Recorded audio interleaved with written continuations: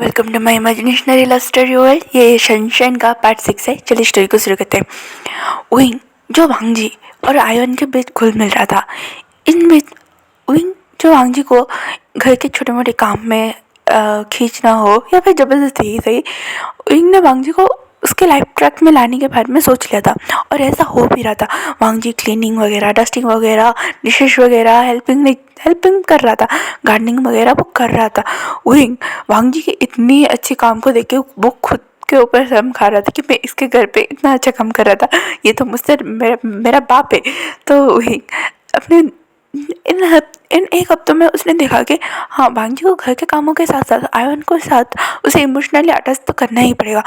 इनको पता है कि वो हमेशा वांगजी के पास तो नहीं रह सकता है ना, इसलिए ले यहाँ पे दूसरी ओर इन एक हफ्तों में वैंकिंग जो जियांग चैंग के ऊपर कुछ ज़्यादा ही ध्यान दे रही थी, क्योंकि हाँ, जियांग चैंग ने आते ही तहलका मचा दिया था उसके ऑफिस में। मतलब एक तो वो हैंडसम है, दूसरी बात उसके पीछे लड़कियाँ लट्टू तो है, पर उसका काम नंबर वन, हर चीज़ में आगे, प्रेजेंटेशन में या फिर चाहे कोई छोटी मोटी डिटेल्स हो या फिर मिस्टेक पकड़ना हो, कहाँ पे लॉसेस हो रहा है, कहाँ पे प्रॉफिट होगा, वो सारी चीज़ें जियांग चैंग ऐसे देख रहा था कि जैसे वो इसमें प्रो है।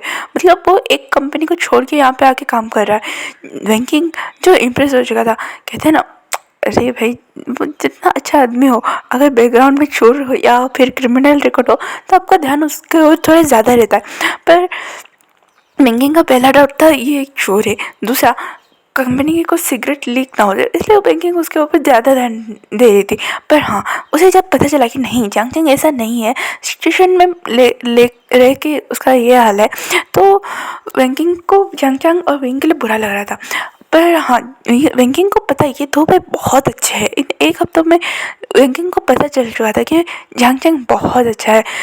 ऐसे ही 3 हफ्ते गुजरने वाले थे, मतलब 1 महीने के आसपास हो रहा था। वांगजी जो विंग के ओर झुक रहा था, मतलब बिना सोचे समझे विंग जो कह रहा था, विंग जो कहना चाहता था वो कर रहा था। आयन अपने अंकल के इस चेंज को देखे बहुत ज़्यादा खुश था, मतलब बहुत बहुत बहुत ज़्यादा। उसके घाव भी ठीक हो चुके थे। तो विंग ज़्यादातर आयन के टाइम पे ही वांगजी के घर पे रह रहा था। ये बात वांगजी को थोड़ी सी बुरी लगती थी कि क्यों विंग मेरे पास, मतलब मेरे साथ टाइम स्पेंड नहीं कर सकता है क्या। तो वांगजी ने एक दिन पूछ लिया था कि विंग को, तुम आयन के जाते ही क्यों चले जाते हो। तो विंग ने एक ऑकवर्ड सा स्माइल दिया और कहा, तो मैं क्या करूँ। तो वांगजी ने कहा, तुम आयन के कैसे करो। तो ये सुनने के बाद विंग ने कहा, हाँ ऐसा ही हूँ कुछ शायद। तो वांगजी ने कहा, ओ, ये कहने के बाद वो खामोश हो गया था। विंग भी लाइक, इसे क्या हो गया, क्योंकि वांगजी समझ नहीं पा रहा था अपने फीलिंग्स को। मतलब वो कुछ होता है ना कि आपको आपकी फीलिंग्स बयां करने से रोकता है। तो हाँ, वांगजी की फीलिंग्स उसके अंदर दब रही थी, क्योंकि उसे लग रहा था कि वो अगर विंग के पास भी जाएगा ना तो विंग भी उससे दूर चला जाएगा। इसलिए वांगजी नहीं समझ पा रहा था इस फीलिंग को।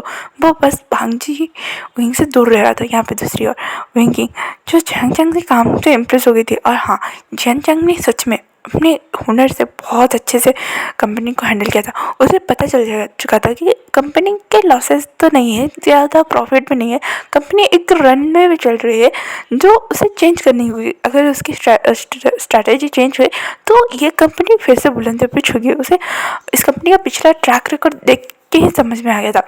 तो जियांग चैंग इसी बारे में बैंकिंग से बातें कर रहा था। तो बैंकिंग ने कहा, वैसे जियांग चैंग, हाँ मुझे बोलना तो नहीं चाहिए, पर ये थोड़ा सा मुश्किल होगा, क्योंकि मुझे इतना ज़्यादा नॉलेज नहीं है इन सब के बारे में। तो ये सुनने के बाद जियांग चैंग ने कहा, वेंगी मैम, आपको नॉलेज नहीं है फिर भी कंपनी इतनी अच्छे से चल रही, आप थोड़ी सी स्ट्रेटेजी चेंज करो, मैं गारंटी देता हूँ कि ये कंपनी दौड़ेगी क्या, इतने अच्छे से आसमान के बुलंदियों को छुएंगे कि आप सोच भी नहीं सकते। तो वेंकिंग एक बार मैं सेक्रेटरी को देखती है और एक बार जियांग चैंग को, उसके बाद कहती है ठीक है तुम जो करने करो, पर हाँ तो जियांग चैंग ने कहा कोई लॉसेस नहीं होगा। उसके बाद जियांग चैंग ने बैंकिंग से कहा कि मुझे यहाँ के डॉक्यूमेंट्स की फाइल चाहिए, पुरानी डॉक्यूमेंट्स के। तो ये सुनने में जियांग चैंग की बात सुनने के बाद बैंकिंग ने कहा ठीक है मैं लेके चलता हूँ, और लंच ब्रेक के बाद हम चलते। तो ये सुनने के बाद जियांग चैंग ने कहा अच्छा ठीक है। तो बैंकिंग ने कहा जियांग चैंग मुझे मैम बुलाना बंद करो, हम एक ही उम्र के हो गए शायद। तो जियांग चैंग ने कहा हाँ पर आप मैम ही तो हो। तो ये सुनने के बाद बैंकिंग ने कहा नहीं नहीं, तुम हाँ तुमने उस दिन बहुत मदद की थी मेरी, तो तुम मुझे वेंगी बुला सकते हो। तो जियांग चैंग ने कहा सॉरी बट बैंकिंग जी मुझे वो तो बैंकिंग समझ गई कि नहीं इस बंदे को टाइम लगेगा। तो बैंकिंग ने कहा ठीक है चलो। ये कहने के बाद वो तो ना अपने काम पे लग गए। बैंकिंग का मीटिंग ख़त्म होने के बाद उसे और एक मीटिंग में जाना था, पर उसने देखा कि अभी 1 घंटा बाकी है, तो जियांग चैंग की मदद क्यों ना करिए। बेसिकली वो कंपनी के फ़ायदे के लिए तो बात कर रहा है। तो जियांग चैंग को लेके बैंकिंग उस डॉक्यूमेंट के रूम में पहुंच गए, पर बैंकिंग को याद नहीं कि उस रूम का लॉक का थोड़ा प्रॉब्लम चल रहा था। उस रूम में कुछ ज़्यादा लोग आते जाते नहीं है, और कॉन्फ्रेंस फाइल होने के चक्कर में बैंकिंग के पास ही लॉक रहता है। तो जियांग चैंग और बैंकिंग हर एक मतलब जो जो फाइल होनी चाहिए थी वो फाइल ला के पढ़ रहे थे, जान रहे थे जो इम्पोर्टेंट होती है उसे जियांग चैंग अपने पास रख रहा था। तो बैंकिंग ने धड़ाक से साउंड और कहा ओ शिट। तो जियांग चैंग ने कहा अरे मैम हमने दरवाज़ा खुला रखा था, वो बंद हो गया होगा। तो बैंकिंग ने इसलिए तो मैंने ओ शिट बोला, इस रूम का दरवाज़ा ख़राब है। ये सुनने के बाद जियांग चैंग ने कहा क्या। तो बैंकिंग ने वो क्या है ना, यहाँ पे कुछ लोग आते जाते नहीं है, और मैं तो कभी कभार ही आती हूँ। तो अगर मुझे कुछ फाइल चाहिए तो मैं अंदर आती हूँ, या फिर मेरी सेक्रेटरी अंदर आती है, वो निकाल के लाती है और मैं दरवाजे के पास। तो पर आज तो मैं अंदर आ गई।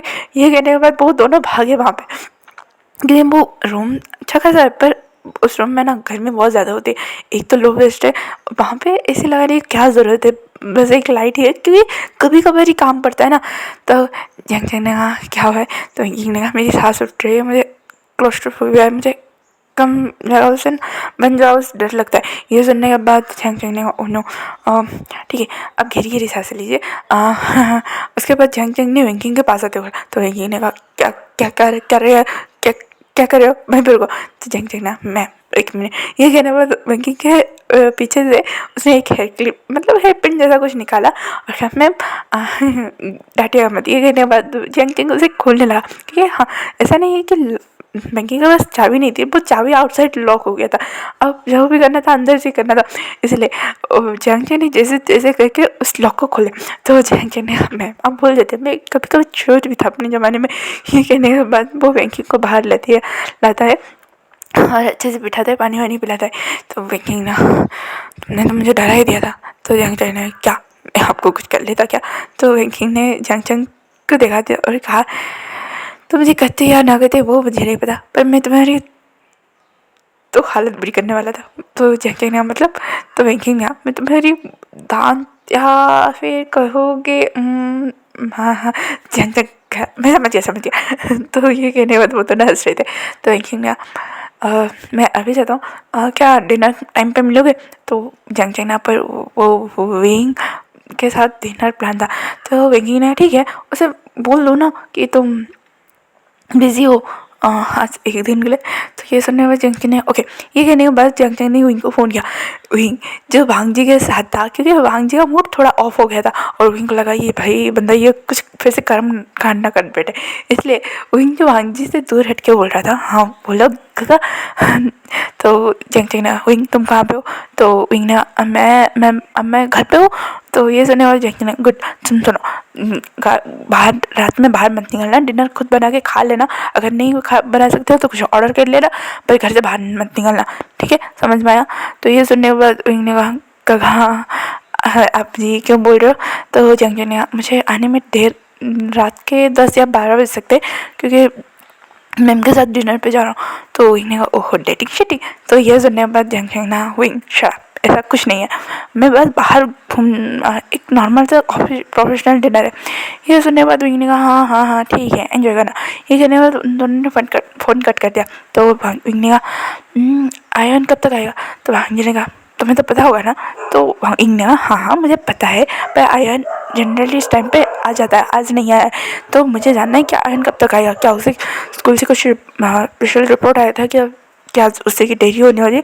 तो ये सुनने के बाद भांजी ने अपने साथ ना मिला। तो इसने कहा किसे अंकल हो यार इडियट कहेंगे। उसके बाद विंग ने खुद जो कोट वगैरह है उसे वेयर किया, भांजी को भी जबरदस्ती रेडी करवाया और निकल पड़े वो आयन के स्कूल की ओर। भांजी कह रहा था कि कोई ज़रूरत नहीं है आयन आ जाएगा। वही ने कहा तुम्हें पता है वो 7 साल का बच्चा है, अगर किसी ने उठा लिया तो क्या करोगे, इडियट कहेंगे। ये कहने के बाद विंग अच्छी खासी डांट लगा रहा था। विंग भांजी को हाँ ऐसा उसके लिए नॉर्मल है, वो भांजी को अच्छा खासा कूट डालता है डांट डालता है। मतलब अगर भांजी ने गलती से कुछ तोड़ वोड़ दिया ना विंग चपाट से उसके सर पे लगा देता है, या फिर आयन उसके वजह से सैड हुआ तो उसे आयन के सामने जो मतलब वो डांट देता है। मतलब एक हस्बैंड वाइफ की तरह वही उसे धो डालता है। भांजी को ये सब अच्छा लगा, पहले भांजी को ना ये सब गुस्सा लगा, 2-3 दिनों भांजी गुस्सा किया, पर विंग के पर क्या भांजी की कभी चली है क्या? हाँ, विंग ने उसे भी चुप डांट के चुप करा दिया था। और यहाँ तक कि वांगजी किस ना मतलब वांगजी के बारे में जानने के बाद मैं थोड़ी बहुत चीज़ें कि हाँ वांगजी ने इतनी अच्छी ग्रेजुएशन कंप्लीट की है ये वगैरह वो, तो विंग ने बोल दिया था कि तुम आयन को पढ़ाती क्यों नहीं। वांगजी ने बोल दिया था एक दिन कि आयन को पढ़ाने की क्या ज़रूरत है, वो खुद इतना ब्रिलियंट स्टूडेंट है, इतना अच्छा मार्क्स लाते हैं, मैं पढ़ा हुआ तो और क्या ही हो जाएगा। तो इनका गधे लगे बैठे, वो क्या हमेशा ऑनलाइन से या फिर कंप्यूटर से या फिर बाहर की दुनिया से ही सारी चीज़ें सीखेगा, वो कभी अपने अंकल से कुछ नहीं सीख सकता। अच्छा ठीक है ड्राइंग ही सिखा दो। तो ये सुनने में मांगी रहा मैं ड्राइंग, तो ना क्या तुम्हें ड्राइंग भी नहीं आता? हाँ तुम जैसे अकड़ों को ड्राइंग भी नहीं आता। अच्छा ठीक है स्टोरी पढ़ा के समझा लो या फिर मैथ ही समझा लो उसे। तो वो वांगजी बस उनको दिख रहा था, तो वांगजी ने कहा था तुम नहीं पढ़ा रहे हो। तो ने क्या कुर्सी मार दिया और कहा मैं पढ़ाऊँगा। तो उसके सर से नहीं, जितना वो उसे पता है ना वो सब चला जाएगा। तुम तो अच्छे खासे हो ना, पढ़ा दो ना, यहाँ पे तुम्हें पढ़ना ही लिखना ही नहीं आता है, ये डिग्री के पैसों से खरीदी है। ये जने बागजी की थोड़ी सी तो ईगो को हट, और उसके बाद वह आयन को लेके पढ़ने बैठ जाता था। आयन जो अपने अंकल के इतने अच्छे बिहेवियर चेंज, मतलब इतने महीनों के बाद वो जो अंकल उससे छूट गए थे, जिसके साथ वो मस्ती करता था, जिसके साथ वो लंच डिनर ब्रेकफास्ट करता था, जो अंकल के साथ बहुत सारी बातें करता था। हाँ अभी आयन और बांगजी बातें नहीं करते थे, पर हाँ आयन के लाइफ में जो सारी चीज़ें मिसिंग हो चुकी थी वो धीरे धीरे करके उनकी वजह से वापस आ रही थी। आयन जो बहुत खुश था इन सब से, उसे हाँ एक तरफ से बहुत ज़्यादा खुशी मिल रही थी कि उसके अंकल उसके पास है। आज आयन जब स्कूल के गेट्स के बाहर था, उसने देखा उसके गगा और अंकल उसे लेने आए। वो भाग के जाके उसके अंकल की गोदी पे चढ़ गया और कहा अंकल आप सच में लेने आए हो? आपको पता है आज मैं बहुत बहुत बहुत ज़्यादा खुश हूँ। ये कह के आयन भांजी के पूरे चेहरे पे किस करने लगा था। इन्हें आयन को देख के बहुत ज़्यादा खुश हो गया था। तो भांजी जो शौक था कि आयन इतना खुश क्यों है, तो इन्हें कहा क्यों, क्या अंकल के आने से कोई मैजिक हो गया क्या? तो भी आयन के दोस्त आके बोलते आयन तुमने सच बोला था, तुम्हारे गगन अंकल बहुत प्रिटी है और हैंडसम है। तो आयन ने मैं देखा, मैंने बोला था ना आयन के अंकल गगा बहुत ज़्यादा प्रिटी है, आयन कभी झूठ नहीं बोलता है। तो उसके दोस्त ने कहा पर तुम्हारे अंकल कभी क्यों नहीं आते, यहाँ तक कि तुम्हारे गगा भी नहीं आए। तो इन्हें कहा हाँ, मैं तो काम में बिजी रहता हूँ, पर इनके अंकल का क्या, एक नंबर के आलसी खोर है, मुँह खर वो दिन भर सोते रहते। ये सुनने में सारे बच्चे हंसने लगे थे और वांगजी को डिस्प्ले के साथ देख रहा था। तो फिर आने कहा नहीं नहीं मेरे अंकल बहुत अच्छे हैं, मेरे अंकल गगा के साथ बहुत सारे काम करते हैं, उनकी डिशेस में हेल्प करते हैं, उनकी हाउस चोर में हेल्प करते हैं, बहुत सारी चीज़ों में हेल्प करते हैं। ये सुनने के बाद एक लड़की थी ओ कहते ओ अपने हस्बैंड अपनी वाइफ की हेल्प करते हैं। ये सुनने के बाद भांगी और उनके कान खड़े, और कान क्या उनके पूरे चेहरे पे जैसे किसी ने ब्लश लगा के चले गए हो। तो इन्हें आजकल के बच्चे, तो वो छोटी सी प्यारी सी लड़की बोले अरे नहीं नहीं मेरी डांट भी ना मेरी मम्मा की सारी घर के काम में मदद करते हैं और उनका बहुत ज़्यादा प्यार करते हैं, उन्हें बहुत ज़्यादा पैम्पर करते हैं। ये सुनने के बाद तो वांगजी और वही आयन को पकड़ते हैं और कहते हैं हम चलते हैं। ये कहने के बाद वही और वांगजी वहाँ से ऐसे लप के भागते हैं कि जैसे उन्होंने कोई सांप देख लिया हो वहाँ पे। ये सारे बच्चे इन्हें क्या हुआ? आयन ने कहा वैसे बात तो सही है, आप दोनों ने शादी कर ली है क्या? क्या मैं आपको आंट बुलाऊँ गगा? ये सुनने के बाद वही ने कहा कोई ज़रूरत नहीं है मुझे आंट बुलाने की, और मेरे मेरे मेरे मेरे मेरे इतने भी बुरे दिन नहीं है कि मैं तुम्हारी इस अंकल खड़ूस कंपे इडियट से शादी करूँ। तो भांजी ने कहा क्यों मुझसे क्या बुराई में? तो वही ने कहा तुम में क्या बुराई है, दिन भर सोते रहते हो, तो सोचो क्या हमारे बच्चे भी सोते रहेंगे? ये सुनने के बाद भांजी ने कहा तुम मैं लो। तो ऐसा ठीक है फिर भी, तभी उन दोनों को रियलाइज़ हुआ कि वो डिस्कशन क्या कर रहे थे। तो इन्हें कहा हाँ वैसे मैंने तुम्हारे दोनों के लिए डिनर बना के रखा है, मुझे जाना है। तो भांजी ने कहा कोई ज़रूरत नहीं, तुम हमारे साथ घर चल रहे हो, वैसे भी मैं 1 महीने से तुम्हें नोटिस कर रहा हूँ, क्या तुम्हारे खाने में कोई प्रॉब्लम है? ये सुनने के बाद विंग रुक जाता है, क्योंकि हाँ वांगजी ने देखा था कि विंग नहीं उनके साथ ज़्यादा खाता है, या फिर कह सकते हो कि विंग अगर 2 टाइम का मतलब लंच एंड ब्रेकफास्ट में वो बस सिर्फ ब्रेकफास्ट ही करता है, वो लंच भी नहीं करता है। तो इनके ये बात जानने के बाद भांजी ने आज पूछ ही लिया था। तो इन्हें नहीं, एक्चुअली ना मुझे थोड़ा स्पाइसेस खाने का पसंद है और तुम दोनों इतने बॉइलिंग फूड खाते हो ना, मैं नहीं खा सकता हूँ। तो ब्रेकफास्ट का क्या है कि तुम लोग जो खाते हो वो ठीक ठाक है, मेरा एडजस्ट हो जाता है जाम वगैरह के साथ। पर लंच और डिनर में अगर मैं स्पाइसेस ना खाऊँ ना, मेरे दिमाग घूम जाएगा। तो ये कहने के बाद तो वांगी ने कहा तो तुम बता सकते थे ना। तो हाँ, आयन ने बोला हाँ काका आप हम बता सकते थे, हम आपके लिए कुछ बना लेते। तो इन्होंने नहीं नहीं, बनाने के चक्कर में मुझे ही बनाना पड़ता, मुझे नहीं बनाना डबल, क्योंकि बहुत ज़्यादा हेडेक है। अरे अरे नहीं नहीं, इसकी कोई ज़रूरत नहीं है, वैसे भी मैं घर जाके खा लूँगा। और वक्त कितना हुआ है। तो वांगी ने कहा नहीं वही तुमने सच में सुबह से ही कुछ नाश्ता किया है और दोपहर का लंच तो भूल ही जाओ, तुमने किया ही भी नहीं। तो वही ने और ले तभी उनको एक ग्रानी दिखाई दी थी और वही ने कहा ग्रानी यहाँ पे, वही जैसे पहचान चुका था वो ग्रानी को कि वो ग्रानी कौन है। तो हाँ, वो ग्रानी वो अनाथ आश्रम की वो ग्रानी है लास्ट टाइम जिसने उनने मदद की थी। तो वो वहाँ दूसरी ओर चला गया और कहा ग्रानी आप यहाँ पे, तो आप यहाँ पे क्या कर रहे हो। तो ग्रानी ने कहा ओह आप ठीक है। तो वहीं ने देखा कि वो ग्रानी वांगजी को ग्रीट कर रही है और वांगजी के बारे में पूछ रही है। तो ये जान के विंग ने शॉकिंग लिखा आप जानते हैं नहीं। तो ग्रानी ने कहा अरे ये तो है जो हमारे अनाथ आश्रमों को हर महीने डोनेट करते हैं। तो ये सुनने के बाद विंग को जो गुस्सा उठा कि भाई इतने महीनों से इस बंदे ने अपने डिप्रेशन के चक्कर में जिसके मतलब जिसके कैरिंग का और कहते हैं ना जिम्मेदारी ली थी उसे भूल गया है। और इसे जान के विंग ने एक टमाटर वांगजी को लगा, ग्रानी शौक आइवन शौक। वांगजी को लगा अब मैंने क्या कर दिया। तो वही ने कहा तुम कितने केयरलेस हो, तुम ग्रानी को बाधा करके कैसे भूल सकते हो, तुम्हारी वजह से वो बच्चे। तो वांगजी ने कहा क्या हुआ है उन बच्चे को। तो ग्रानी ने कुछ नहीं हुआ है बस छोड़िए आप चलेंगे। तो ये सुनने के बाद विंग और वांगजी एक दूसरे को देखते हैं। आयन ने कहा कहाँ जाना है। तो विंग ने कहा एक बहुत अच्छी जगह चलोगे। तो आयन ने कहा हाँ हाँ चलेंगे। ये कहने के बाद वो चारों वो अनाथ आश्रम चलने लगे थे। विंग जो वांगजी को घूर रहा था और वांगजी भी मन में गिल्ट ट्रे चल रहा था क्योंकि हाँ उसे पता है उसने किसी की जिम्मेदारी ली है तो उसे अच्छे से फुलफिल करना चाहिए। पर वो है कि गधा, ये सोचिए वो चल रहा था। तो ग्रैनी ने कहा वैसे आपकी मदद की वजह से बच्चा ठीक ठीक है। तो विंग ने कहा सच में, और वो छोटा सा बच्चा जिसका फीवर था वो ठीक है। तो वो ग्रैनी ने कहा हाँ हम वो भी ठीक है। आयन बस इन लोगों की बातें सुन रहा था और वांगजी जो वहाँ से चुपचाप चले जा रहा था। ग्रैनी ने कहा शायद आपकी तबीयत ठीक नहीं है इसलिए आपने अनाथ आश्रम विजिट करना भी बंद कर दिया था। तो वांगजी ने कुछ नहीं कहा था। तो विंग अब वांगजी की टांग खींचाई करने में लगा था कि नहीं नहीं इनकी तबीयत कहाँ ख़राब थी, ये तो सुसाइड करने निकले थे ये वगैरह। वो ग्रैनी को बता रहा था। ग्रैनी सोच रही थी ये सब मजाक है। ये सारी बातें ना आयन को नहीं सुनाई दे रही थी क्योंकि विंग और ग्रैनी थोड़े आगे चल रहे थे और वांगजी आयन को कैरी करके पीछे चल रहा था। तो ये सारी बातें आयन को समझ में नहीं आ रही थी कि विंग वांगजी ग्रैनी से क्या बात करे और ग्रैनी इन सब बातों को मजाक में लेती थी क्योंकि हाँ दोस्तों में होता है ना ऐसी छोटी मोटी मजाक, तो वैसे ही। पर विंग वांगजी को पता है कि विंग जानबूझ के ये बातें छेड़ रहा है उसे गिल्ट फील कराने के लिए।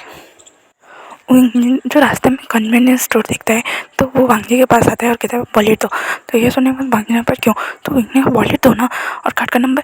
तो वांगजी बोल देता है हाँ विंग और वांगजी में इन एक महीने में इतनी अंडरस्टैंडिंग हो चुकी थी कि आप उन्हें कोई प्रॉब्लम नहीं थी। मतलब कहते हैं ना पैसों को लेकर वांगजी विंग के ऊपर पूरा ट्रस्ट कर चुका था। तो विंग वहाँ पे गया और उसने सच में इस बार बहुत सारी चीज़ें खरीदी थी। एक महीने से ज़्यादा के लिए राशन उसने खरीद दिया था उस नाराज रेस्टोरेंट में गया। वांगजी जो इनको इतना सारा चीज़ें करी कर देखते ही उसने कहा आयन तुम जाने के साथ जाना, मैं इन गगा की मदद करता हूँ। तो ये सुनने बाद आयन ने अपना सराहा मिलाया और वांगजी ये विंग की मदद करने के लिए चला गया था। विंग बोला था ओह मदद के लिए आयो। तो वांगजी ने कहा अकेले उठा पाओगे। ये कहने के बाद विंग और वांगजी उस चीज़ों को लेके अनाथ आश्रम बसते। तो आज का पार्ट पे खत्म होता है, फिर मिलेंगे कल के पार्ट में। Thank you for watching, comment करो, लाइक करो, शेयर करो and enjoy the story. Please background noise को इग्नोर करना।